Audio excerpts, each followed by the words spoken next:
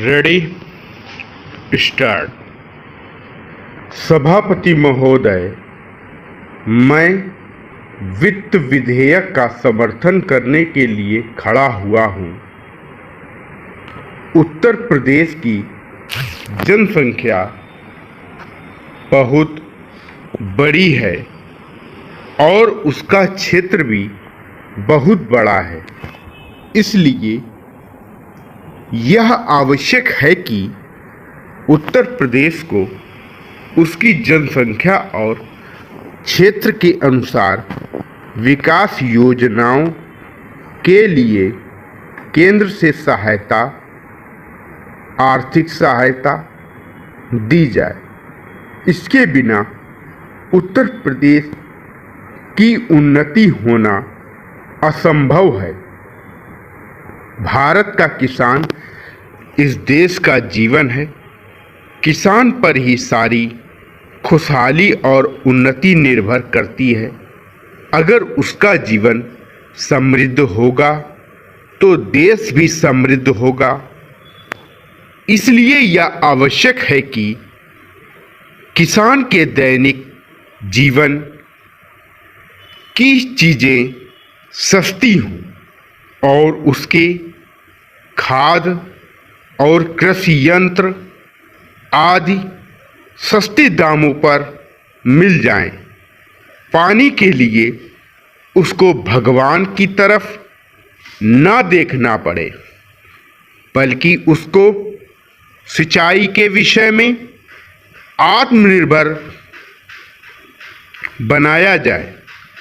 जब तक किसान को पूरी सुविधाएं नहीं दी जाएंगी, तब तक देश उन्नति नहीं कर सकता है। मेरा यह भी निवेदन है कि जिन परिवारों में खेती का काम होता है, उन परिवारों के बच्चों को कृषि विभाग में नौकरी देनी चाहिए। यह मैं आवश्यक समझता हूँ, क्योंकि उन्हें कृषि के बारे में व्यावहारिक ज्ञान होता है। सभापति महोदय, वर्तमान सरकार ने समाजवाद की नीति अपनाई है और सरकार समाजवाद की तरफ कदम बढ़ा रही है। लेकिन हम देखते हैं कि बड़े और छोटे सरकारी कर्मचारियों के वेतन में बड़ा फर्क है। कुछ अधिकारियों का वेतन हजारों में है, जबकि चपरासी आदि छोटे सरकारी कर्मचारियों को सिर्फ 5,000 या 7,000 रुपये मिलते हैं। आज वेतन में यह जो फर्क है वह समाप्त होना चाहिए। मेरा निवेदन है कि सरकारी कर्मचारियों के वेतन में बहुत ज़्यादा अंतर नहीं होना चाहिए। तभी हम कह सकते हैं कि हिंदुस्तान में समाजवाद है। किसान की रोजाना के उपयोग की चीज़ें बहुत महंगी होती जा रही हैं। देश में महंगाई दिन प्रतिदिन बढ़ रही है। सारे देश में बेचैनी फैली हुई है। इस बढ़ती हुई महंगाई को रोकना आवश्यक है, नहीं तो देश में क्रांति हो जाएगी। आप इस सच्चाई को छिपा नहीं सकते कि आज देश में चारों तरफ बड़ा असंतोष है और लोग बड़ी आशा से हमारी तरफ देख रहे हैं। लेकिन महंगाई हमारे नियंत्रण से बाहर होती चली जा रही है।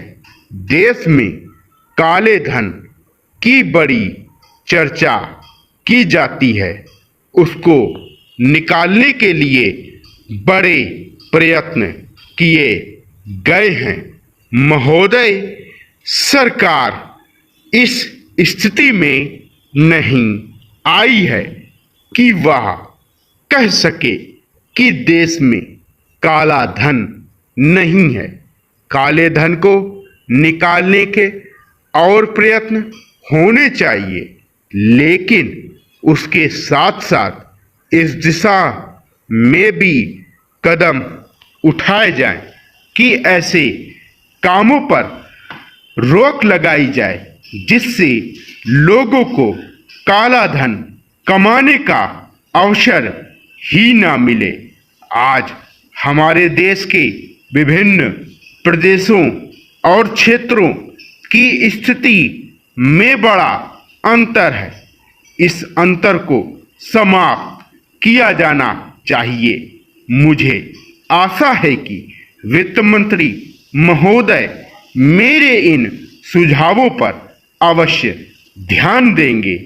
कल मैं वित्त मंत्री जी को बता रहा था कि आप एक तरफ से नए नए कर लगाकर खजाने को भरने की कोशिश कर रहे हैं और दूसरी तरफ आपके विभाग उस खजाने में छेद कर रुपया निकाल रहे हैं।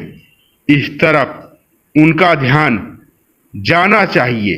मैंने इस संबंध में एक उदाहरण दिया था कि एक लंबी चौड़ी पर एक ही तरह का काम होने वाला था।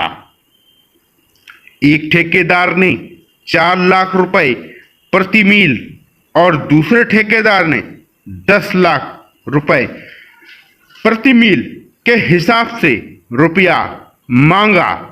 जब मंत्री महोदय के सामने यह चीज लाई गई तो इस बात की जांच हुई जिसमें कुछ करोड़ रुपयों की बचत हुई है। अगर सब मामलों की जांच हो जाती तो कई करोड़ रुपयों की बचत हो सकती थी। जैसा कल मैंने वित्त मंत्री जी से कहा, उन्होंने 2 करोड़ रुपए की छूट करों में देकर हम पर एहसान लाद दिया, लेकिन मैं तो आपका कई करोड़ रुपयों का लाभ कमा रहा हूं। आप इसकी जांच कराइए और देखिए कि कैसी लूट हो रही है। इतना ही नहीं, इसका प्रभाव दूसरे विभागों पर भी पड़ रहा है।